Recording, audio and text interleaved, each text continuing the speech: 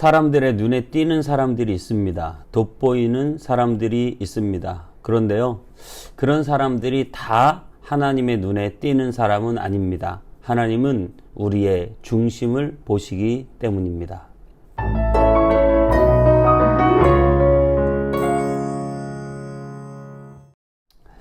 안녕하세요. 검단에 있는 온 땅의 성문교회 서정희 목사입니다. 오늘도 하나님의 말씀과 함께 행복한 하루 되시기 바랍니다. 오늘은 사울이 하나님 앞에 불순종해서 하나님께서 사무엘을 시키셔서 하나님이 원하는 사람, 하나님의 마음이 합한 사람, 하나님의 그 중심을 보시고 인정하는 사람, 바로 다윗을 찾아가서 기름을 부으라고 하십니다. 그리고 다윗을 많은 8 형제 중에 기름을 붓는 그런 장면을 오늘 같이 말씀을 나누도록 하겠습니다. 오늘 사무엘상 16장 1절에서 13절까지 제가 봉독해 드리겠습니다. 여호와께서 사무엘에게 이르시되 내가 이미 사울을 버려 이스라엘 왕이 되지 못하게 하였거늘 내가 그를 위하여 언제까지 슬퍼하겠느냐. 너는 뿔에 기름을 채워 가지고 가라. 내가 너를 베들레헴 사람 이새에게로 보내리니 이는 내가 그의 아들 중에서 한 왕을 보았느니라 하시는지라. 사무엘이 이르되 내가 어찌 갈 수 있으리이까. 사울이 들으면 나를 죽이리이다 하니 여호와께서 이르시되 너는 암송아지를 끌고 가서 말하기를 내가 여호와께 제사를 드리러 왔다 하고 이새를 제사에 청하라. 내가 내게 행할 일을 가르치리니 내가 내게 알게 하는 자에게 나를 위하여 기름을 부을지니라. 사무엘이 여호와의 말씀대로 행하여 베들레헴에 이름에 성읍 장로들이 떨며 그를 영접하여 이르되 평강을 위하여 오시나이까. 이르되 평강을 위함이니라. 내가 여호와께 제사하러 왔으니 스스로 성결하게 하고 와서 나와 함께 제사하자 하고 이새와 그의 아들들을 성결하게 하고 제사에 청하니라. 그들이 오매 사무엘이 엘리압을 보고 마음에 이르기를 여호와의 기름 부으실 자가 과연 주님 앞에 있도다 하였더니 여호와께서 사무엘에게 이르시되 그의 용모와 키를 보지 말라. 내가 이미 그를 버렸노라. 내가 보는 것은 사람과 같지 아니하니 사람은 외모를 보거니와 나 여호와는 중심을 보느니라 하시더라. 이새가 아비나답을 불러 사무엘 앞을 지나가게 하매 사무엘이 이르되 이도 여호와께서 택하지 아니하셨느니라 하니 이새가 산마로 지나게 하매 사무엘이 이르되 이도 여호와께서 택하지 아니하셨느니라 하니라. 이새가 그의 아들 7을 다 사무엘 앞으로 지나가게 하나 사무엘이 이새에게 이르되 여호와께서 이들을 택하지 아니하셨느니라 하고 또 사무엘이 이새에게 이르되 내 아들들이 다 여기 있느냐. 이새가 이르되 아직 막내가 남았는데 그는 양을 지키나이다. 사무엘이 이새에게 이르되 사람을 보내어 그를 데려오라. 그가 여기 오기까지는 우리가 식사자리에 앉지 아니하겠노라. 이에 사람을 보내어 그를 데려오매 그의 빛이 붉고 눈이 빼어나고 얼굴이 아름답더라. 여호와께서 이르시되 이가 그니 일어나 기름을 부으라 하시는지라. 사무엘이 기름 뿔병을 가져다가 그의 형제 중에서 그에게 부었더니 이날 이후로 다윗이 여호와의 영에 크게 감동되니라. 사무엘이 떠나서 라마로 가니라. 아멘. 여러분, 하나님이 보는 것과 사람이 보는 것은 완전히 다릅니다. 사람은 겉의 모양을 굉장히 중요하게 보죠. 그 사람이 가진 요즘 말로 스펙이라고 하는데요. 뭐 학벌이나 가문이나 경력이나 아니면 특별히 또 외모나 뭐 그런 여러 가지 눈에 보이는 것들을 사람은 보고 판단합니다. 하지만 하나님은요, 겉에 보이는 그런 스펙, 화려한 외모가 전혀 중요하지 않습니다.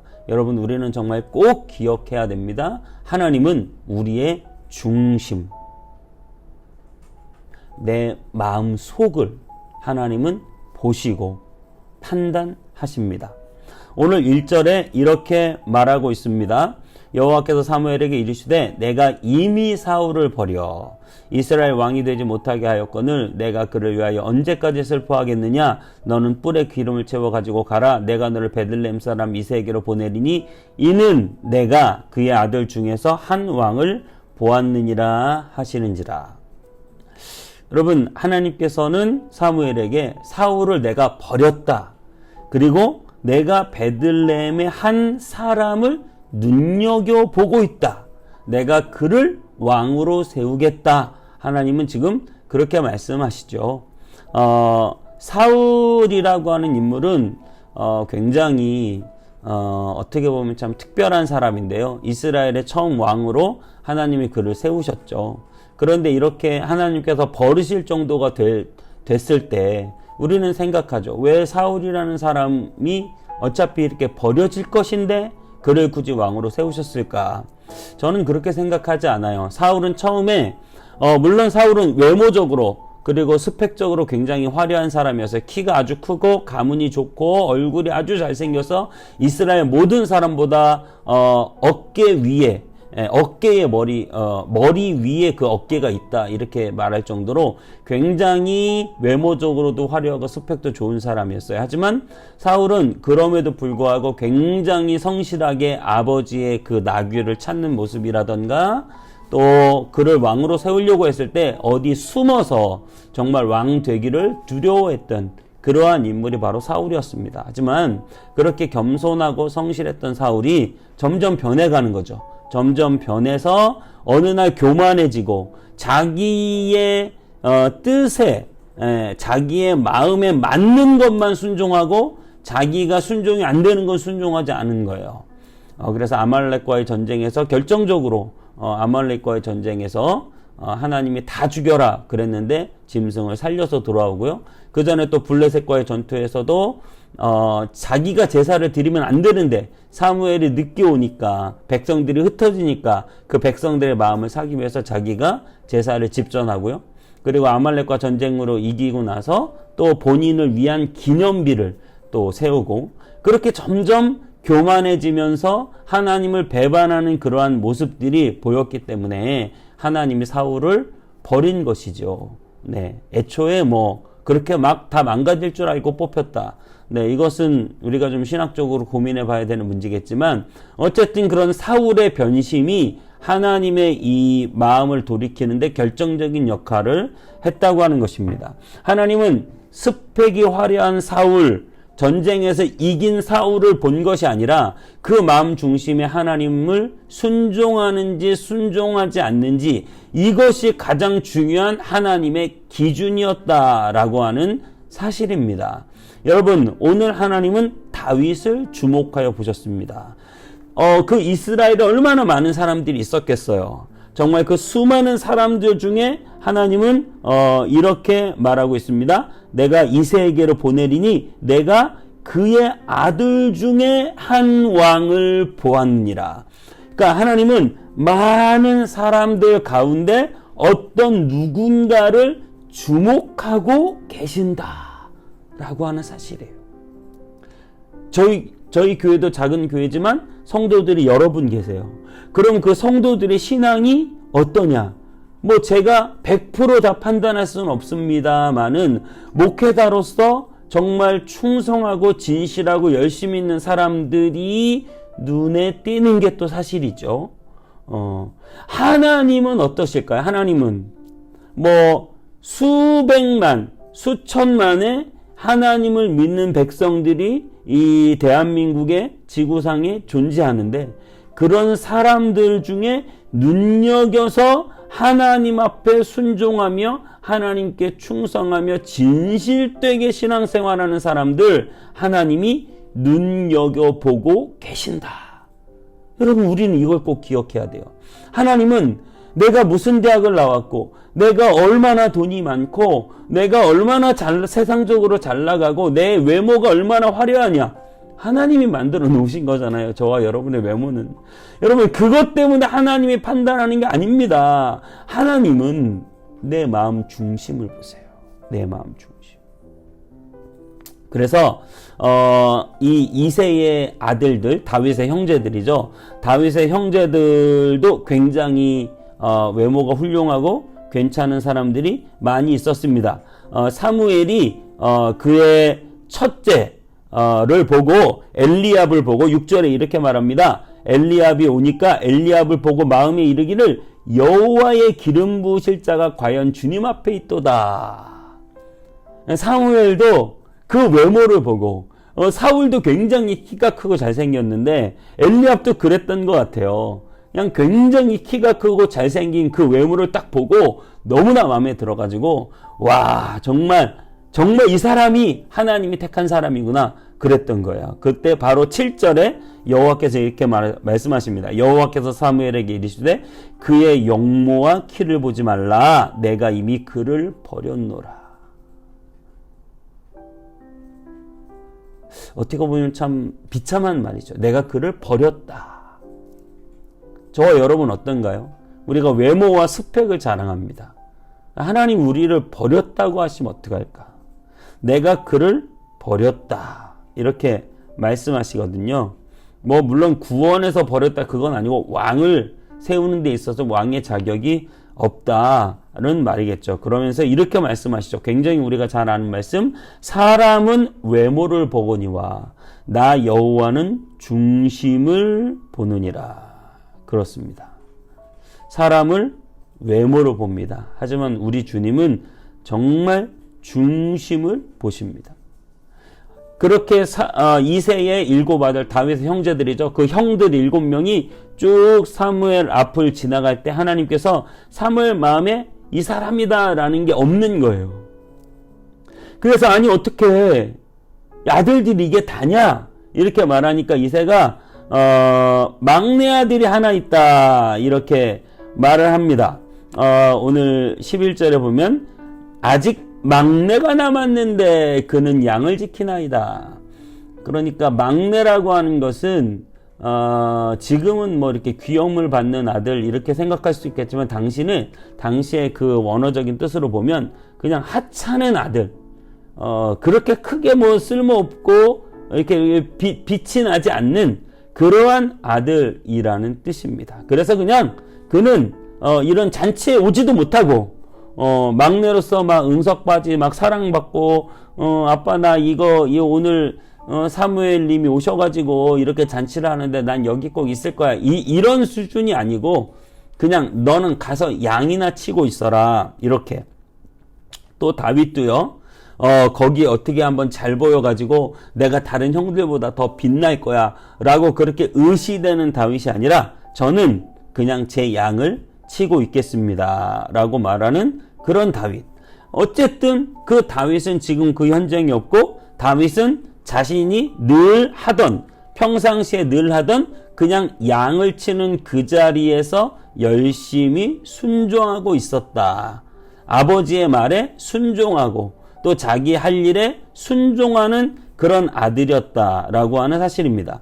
여러분 다윗이 만약에 아까 말씀대로 아니 사무엘이 온다는데 아버지 나도 좀 이 잔치에 껴주세요. 만약에 이렇게 말을 했다든지 아버지가 아니야 너는 가서 그래도 양을 지켜야 돼. 누군가 한 명은 지켜야 되잖아. 그러면 다윗이 왜 맨날 왜 나만 그래. 우리는 다 그럴 거예요. 형제들 사이에서. 아니 엄마 아빠는 왜 나만 가지고 그러시냐. 우리가 부모에게 원망할 때 주로 많이 하는 말이죠. 왜 나한테만 그러느냐. 다윗이 충분히 그렇게 말할 수 있음에도 불구하고 사무엘에게 어떻게 하든지 잘 보여가지고 뭔가 중앙 정교로 진출할 수 있는 그런 발판을 마련해보고 싶을 수도 있는데 다윗은 전혀 그런 거 없이 다윗은 아버지의 말에 순종하고 그리고 자기가 지켜야 할 양떼를 지켰다라고 하는 사실이죠. 저는 이것이 굉장히 중요한 이 다윗의 하나님이 보시는 요인이라고 생각해요. 자기 스스로 높아지려고 하지 않았다는 거죠. 부모의 말에 쉽게 거역하는 사람도 아니었다는 거죠. 자기가 할 일을 그냥 묵묵히 했던 사람이에요. 하나님은 그걸 보시는 거죠. 저와 여러분 어때요? 뭔가 더 튀어보고 싶어서 뭔가 더 자랑거리를 삼고 싶어서 내가 다른 사람들보다 더 잘나 보이고 싶어서 무리하거나 욕심을 내거나 하나님은 그것을 다 보고 아신다는 거죠. 하나님은 정말 원하시는 게 무엇이에요? 하나님 정말 원하시는 것은 그 가정 안에서 부모에게 순종하고 자기 해야 될 일을 잘하는 사람, 자기의 역할을 잘하고 있는 사람, 내 직장에서, 내 가정에서 내가 있어야 할 자리에 잘 있고 내가 해야 될 일을 잘 하는 사람, 그 사람의 중심을 보시고 하나님이 때가 되면 하나님이 그 사람을 불러서 세우시고 하나님의 사역을 감당하게 하신다 라고 하는 사실입니다. 자기가 나서서 자기가 해보려고 할 땐 안 되는 거예요. 하나님이 때가 되어 그 사람을 인정하고 하나님이 세우실 때 되는 것입니다. 여러분, 하나님은 사람을 외모로 취하지 않습니다.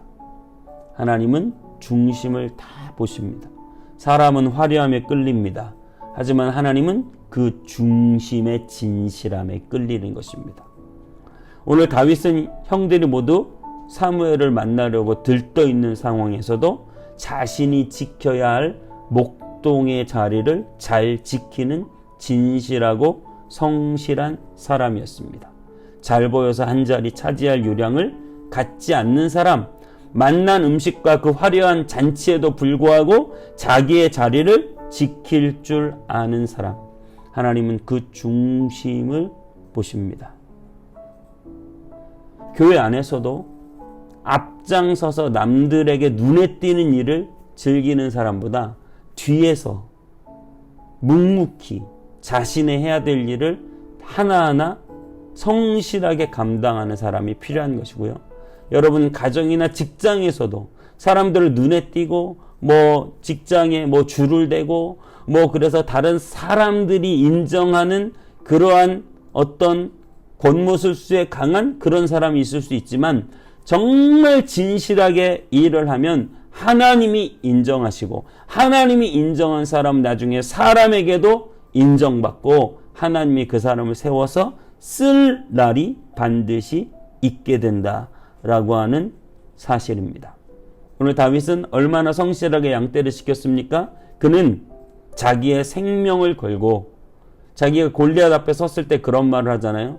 양을 지킬 때 늑대나 곰이 찾아와도 그는 그 물매로 그 곰과 늑대를 내어 쫓았다.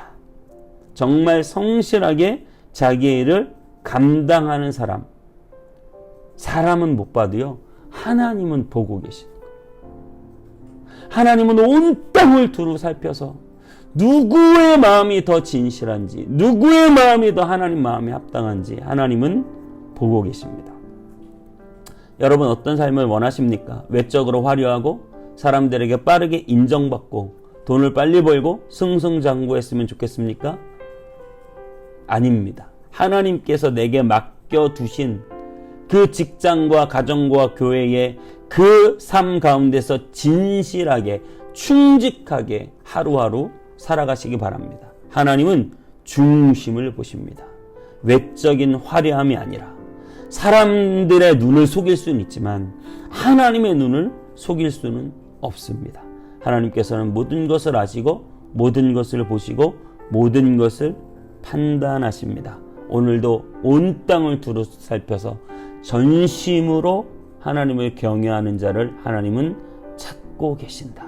하나님 마음에 합한 사람, 그 중심이 진실한 사람을 찾고 계신다는 사실을 꼭 기억하시고 정말 마음의 중심을 잘 붙잡는 저와 여러분 되시기를 주님의 이름으로 축복합니다.